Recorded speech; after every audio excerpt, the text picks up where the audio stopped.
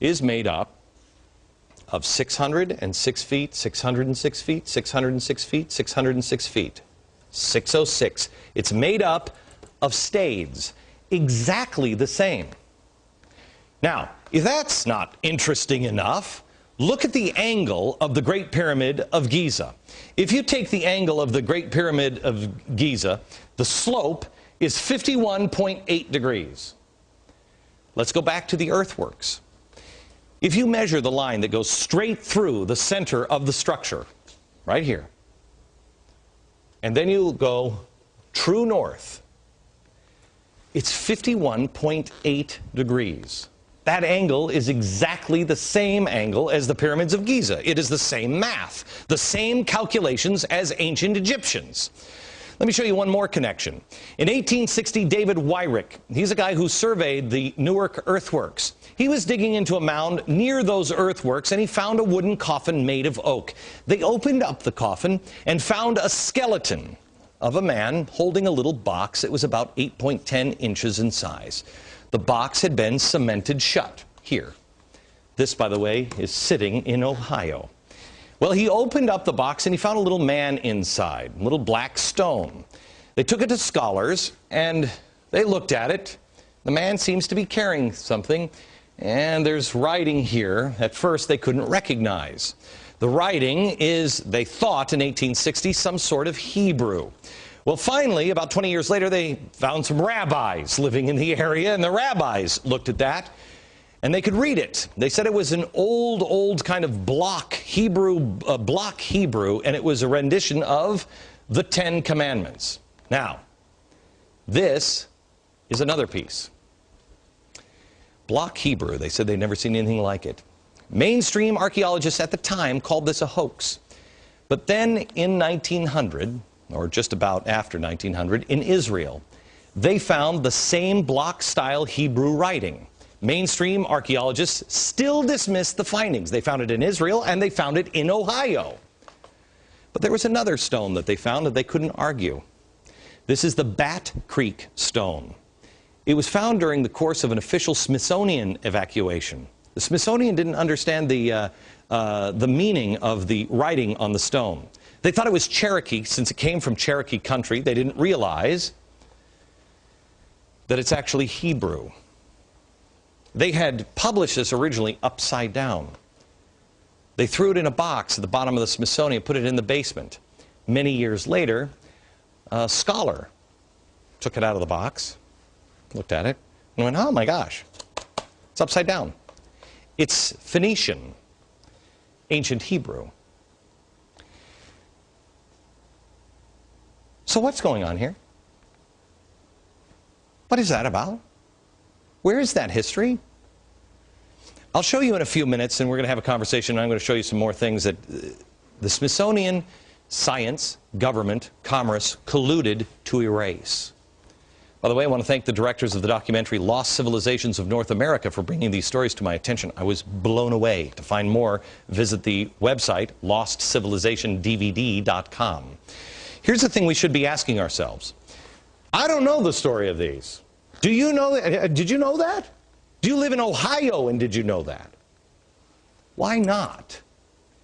Were the American Indians wronged? Yes. Yes. And that's what we focus on in America. Is we were bad to the American Indians. Forget about it. It's in the past. The question should be the ones that the founders asked. Who are they? What knowledge do they have? Can you imagine the difference we would have now if we would put our differences aside and put our past in the past and concentrate on today and say, let's learn from each other. What do you have? What is that? What is that? When we come back, I'm going to be joined by Peter Lilbeck, who is, I've told you before, is one of my favorite authors. He's going to talk to me a little bit about the founders here. And I'm also going to show you some documents that show how that history has been erased. Next. This is the Smithsonian Annual Report, 1882-1883. This is John Wesley Howell. This is an original copy. John Wesley Howell in 1789. Again, Powell. This is the director the Bureau of Ethnology at the Smithsonian Institute, he said this.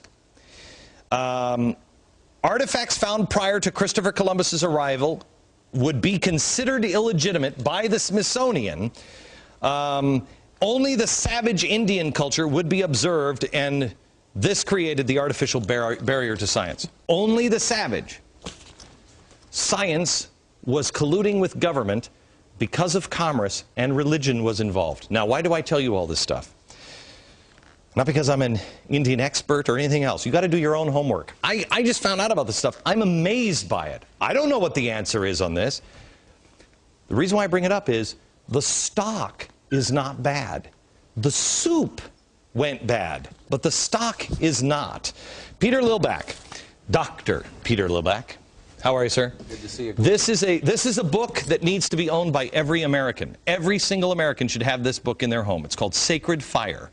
These are the words of George Washington, and it takes history absolutely apart. Apart. Not on somebody's opinion, but on their own words, on his words. Peter, I want to go to you and talk to you a little bit about, again, the stock. George Washington had a good relationship. Our founders had a good relationship with the Native Americans, right? There's no question about that. When they came to America, they realized they could not survive without a close relationship with the Indian people. The greatest story, for example, is the Pilgrims who were blown off course. 800 miles out of their destination in Virginia, they're in Massachusetts. They land on ground, and they're in the middle of nowhere, no government. They make the Mayflower Compact, so they have government when they land. And there's no Native Americans there because a plague had gone through, but one person shows up. He happens to be a Native American that knew English. He'd actually been taken captive to England. He'd learned English. He'd gotten his freedom. He came back, his people were gone. The white settlers are there all of a sudden, and he meets them and he says, "Welcome." He speaks English. They couldn't believe it. The providence of that moment is extraordinary. They needed help, and there was a person there to help them, and he was a Native American. Right. And that creates Massachusetts. All right. Do I have time for one more story real quick? No? Okay, hang on, because I want to come back and talk about, William Penn. Because William Penn said something when he was working with the Indians that is critical to understand the truth, I think, about America. And we'll do that next. The history that has been erased in our nation, and in particular with the Native Americans, happened because it didn't fit the story they created, Manifest Destiny. It only works when Indians were savages, and they had to have savages for commerce and government to expand. The ancient artifacts prove otherwise. Why aren't we looking into those? Peter Lilback is the president of Providence Forum and the author of George Washington's Sacred Fire. Okay, Peter. I think a great place for Americans to understand the truth about Americans and Native Americans and African Americans, all of it. It comes from William Penn. Tell the story. Great story. Philadelphia, the great founding city of the United States. That's where government began. It was founded by William Penn. He wanted a city without walls. And he determined that he would do it by making a constant commitment to justice and ethics with the Native Americans. There never was an Indian war with William Penn. And there's a wonderful treaty that still exists that describes the commitment they made. And it says this: there are good people and bad people among all people. There are good and bad Indians. There are good and bad Christians. That's what he called them in Philadelphia.